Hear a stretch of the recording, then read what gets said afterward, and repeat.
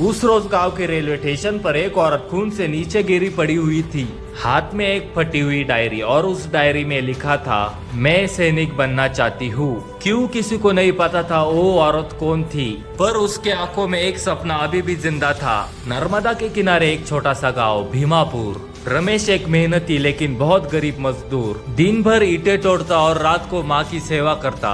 उसकी पत्नी अनीता पढ़ी लिखी और शांत स्वभाव की, लेकिन आंखों में कुछ अलग ही चमक। शादी को 2 साल हो चुके थे, लेकिन अनीता का एक सपना था देश सेवा, पर हालात कुछ और ही इजाजत दे रहे थे। रमेश एक दिन बोलता है, अनीता अगर तेरा मन है तो तुझे रोकूंगा नहीं, पर हमारे पास फॉर्म भरने के भी पैसे नहीं है और ऊपर से माँ की दवाई। और अनीता मुस्कुरा देती है। रमेश, जिंदगी में एक बार मौका मिला है, देश के लिए कुछ कर सकूं, मैं हार नहीं मानूंगा। एक रात रमेश जब काम से लौट रहा था, रास्ते में उसका एक्सीडेंट हो गया। 6 महीने तक बिस्तर पर रहा, घर चलाना मुश्किल हो गया। अनीता ने किसी को नहीं बताया। वो हर सुबह 4 बजे उठी और एक स्कूल में जाके झाड़ू और पोछा करती, फिर स्टेशन पर अखबार बेचती और रात को चुपचाप एनडीए की तैयारी करती। उसने सेकेंड हैंड जूते खरीदे और फटे कपड़ों में दौड़ लगाई और बिना कोचिंग के एग्जाम पास कर लिया। जब ट्रेनिंग के लिए कॉल लेटर आया तो रमेश को पता ही नहीं था। वो बोला, यह किसी और का लेटर है अनीता,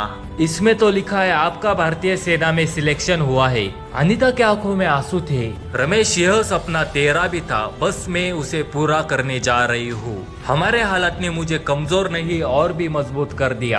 अंतिम प्रेरणा और रहस्य खुलता है।